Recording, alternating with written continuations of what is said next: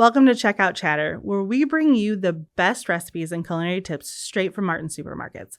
I'm your host, Chef Britt, and I'm thrilled to be your guide on this delicious journey. It's an exciting one today, and I can't wait. I have my co-chef with me today, Adam Watts, the executive R&D chef for Spartan Nash. So we work hand in hand together, and I get to ask him all the questions today. So Adam, thanks for hanging out with me. Thanks for having me. Yeah, of course. So I know a lot about you, but I want everybody else to know how awesome you are. So let's just start with kind of like an introduction of yourself. My name's Adam Watts. I'm the corporate R&D chef for Spartan Nash, and I fall really directly under the Deli department.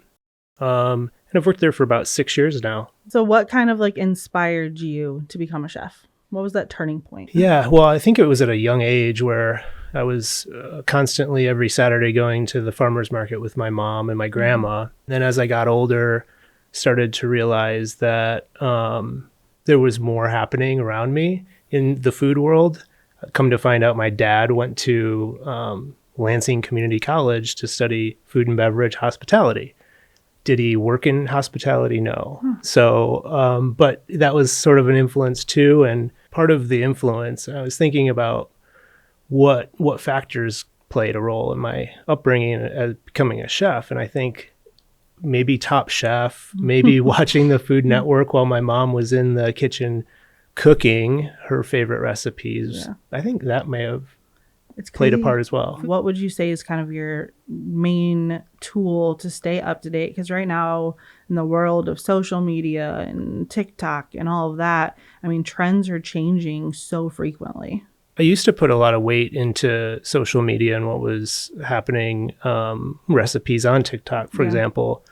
I think I've shifted that to now it really relies on getting feedback from customers working in our delis and finding out what the demand is at that time, and also my colleagues that I work with. I mean, I get a lot from them. We do tend to, shop at our competing stores, and that also, I think, just like eating out, where you go out and eat at a fine dining restaurant, there's inspiration there that you can take to implementing in our jobs. And then I think just the act of shopping at other stores definitely see some inspiration there too. We'll just walk down an aisle in a store too, and you see a sauce or a spice or something that like you've never seen before. And then all of a sudden in your mind, you're like, what could I do with that? Where does that fit in? And then it kind of just opens up that door of inspiration as well. Yeah. And too, I think there is sort of a little bit of a boundary that we have to stay within with that. Not everything we see or we get excited about can we actually implement in our delis, but the ones that we do, that does bring the excitement. So in your years of Spartan Nash, what would you say was like your proudest moment? In the last year, we've done some really cool things. We did a grab and go sandwich program, which is just it's a hot sandwich in a foil bag essentially, but we chose to do it very simply, but we're using really high quality ingredients, but done very simply. We just did a ethnic grain bowl line, and that pulled from inspiration from all different cuisines around the world. That was a chance for us to use those ingredients that we maybe weren't able to use before. Some of the more ancient grains or produce that we haven't found in our delis before. More Kana almonds. Yeah. Things like that like you normally wouldn't see in a deli department, but are incorporated in that. I think one of the programs that I've seen that you've created is the roasted veg program. I love that one. And I mean, you just took different flavors and, incorporated them all together to make veggies taste good. And I think some people just don't like veggies, so that helps. Historically, when we looked in the deli cases, we saw a sea of mayonnaise-based potato salads, pasta salads, and those types of items. We love to do those things, but we also saw a need for a healthier option. Writing that program, those recipes to do in-store roasted vegetables, and then you're taking those vegetables and tossing them in a pesto or an olive oil based sauce, brings that freshness and that craftsmanship that is like an added value to the deli. And taking classic deli items, how do you make that classic kind of more exciting? You can look at one of our most popular deli items is the fried chicken. Mm-hmm. People do fried chicken all over the place. So what can we do to make our fried chicken better? We've been to that farm. Mm-hmm. We've met those farmers. We've come back to our stores, and we've rewritten how we source our breading, what our breading's made up of. And then we're doing in-store fresh fried chicken multiple times a day. That's really, again, how do we elevate? Well, we find out how to do it with the best ingredients. Right, for sure. And who doesn't love deli fried chicken? But yeah, when you make it the best deli fried chicken, it makes it that much better. What do you do, or how do you feel when like you get a bad review from a customer? Because I mean, it's inevitable. That's going to happen. All the feedback that you're getting is something that you need to react very quickly on, but there might be some truth behind it too. Mm-hmm. I love the feedback, and it's sometimes hard to get it because it takes so long for us to get a product to market.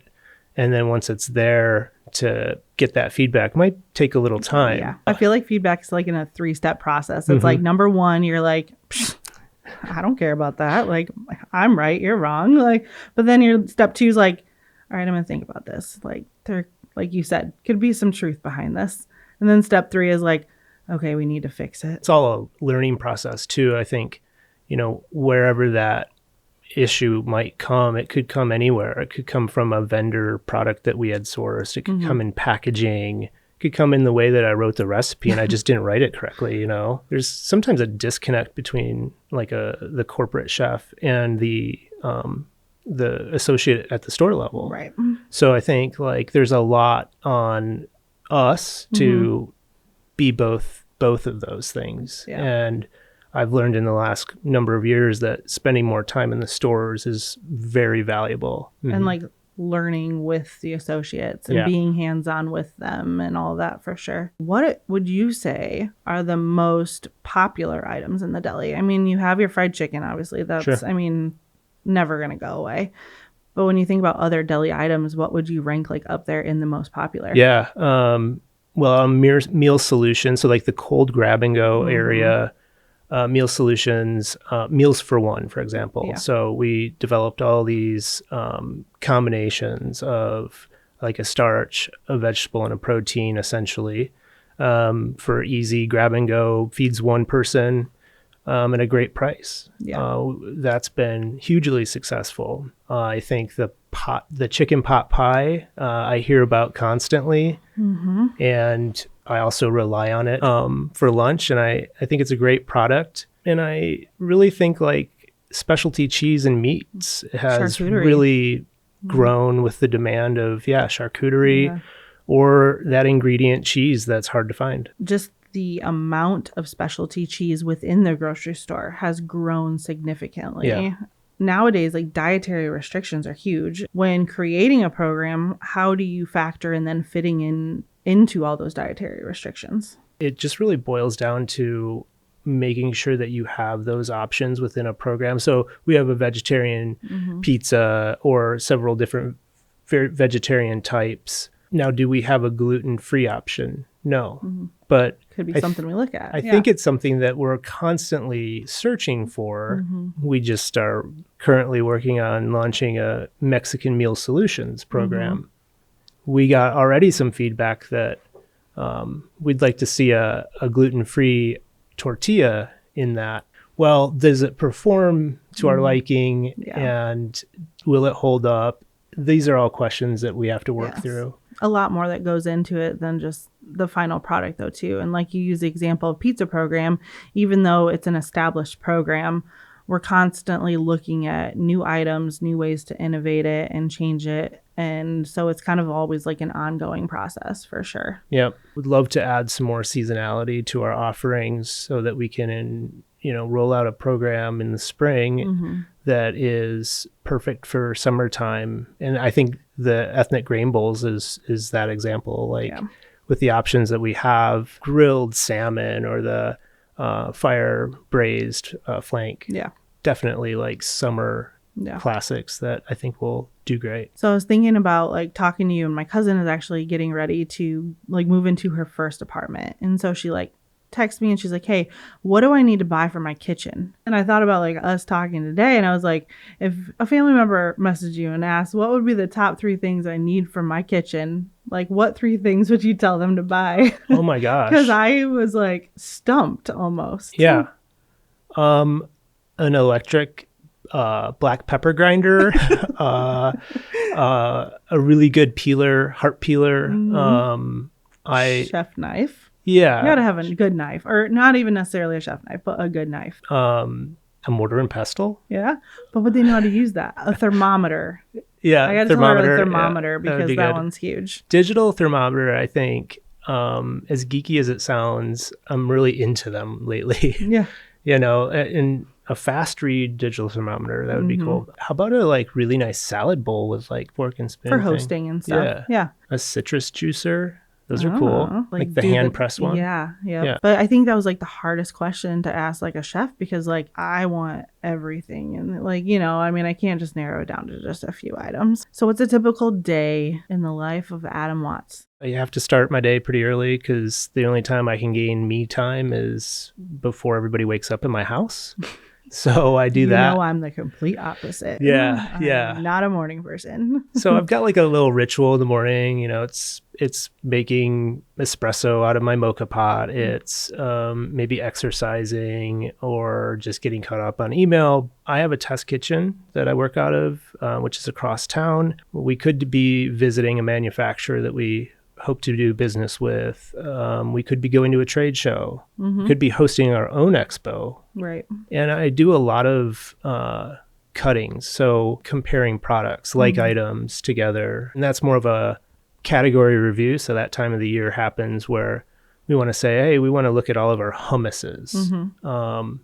And are we missing anything? Are there areas of opportunity in that category? So I do a lot of that too. Yeah. What would you say are some of the most important skills for a chef to have? I think it's really important to be like nimble, flexible, be able to be pliable, to react quickly. For example, we could find out that our chicken, for our fried chicken, something happened in the supply chain, and we need to find a solution to that. So that could add some challenges. Yeah. I think it's communication, hugely important as well. We work with so many different teams across our company.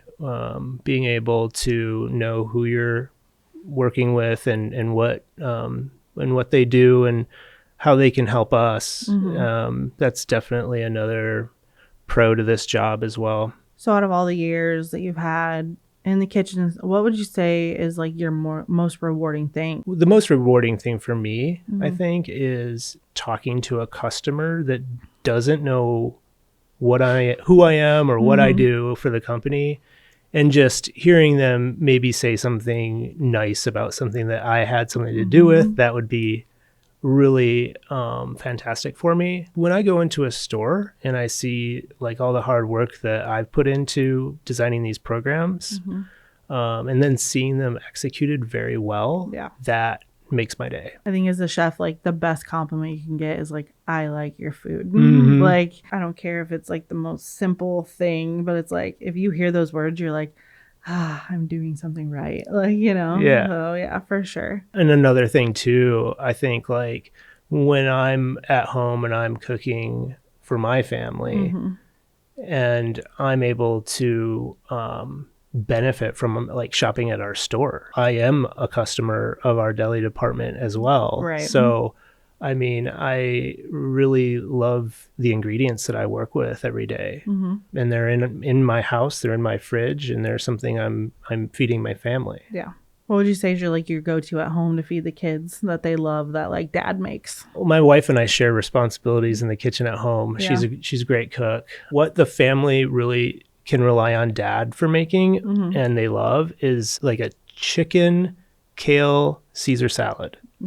We do it a different way than maybe most. And I stole it from a restaurant and I think it's great. But we put, instead of croutons, we put potato chips. For more garnish, we put raw sliced thin cauliflower in it.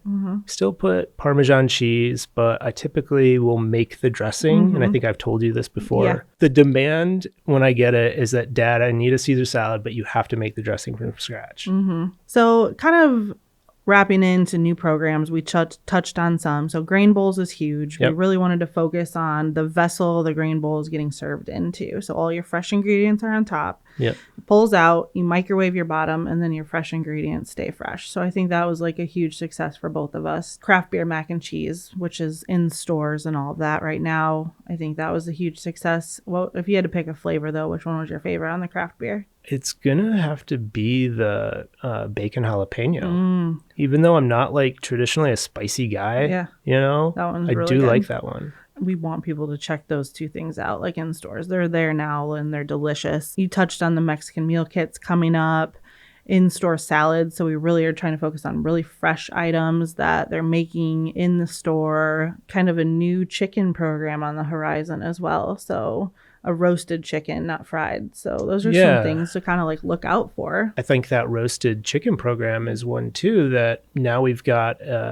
topical applications on a roasted chicken, either like an 8-piece or a 10-piece, that isn't like an overpowering spice. It's a olive oil based, almost like a marinade or topical, which I think does wonders for it. For sure. So some new exciting things in the horizon to look out for.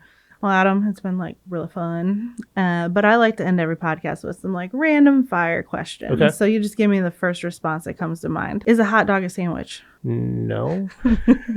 Have you ever had a nickname? And what was it? Yeah. So Baby Watts was my nickname growing up, just because everybody was older than me. Okay. And what's your favorite zoo animal? Panda. Okay. All right. Look, I even learned something today. Well, it's been fun. And again, Adam, you inspire me every day. And I love working with you. We have a great, partnership. And I look forward to creating some really cool new fun deli items with you in the future. Yeah, likewise, Britt. Yeah. Also, thank you for having me on your podcast. Yeah. Congratulations. Thanks. Thanks for tuning in to Check Out Chatter. Please subscribe, comment, and leave a review. Don't forget to visit Martin Supermarket's websites for products and resources mentioned in this episode. Until next time, happy cooking.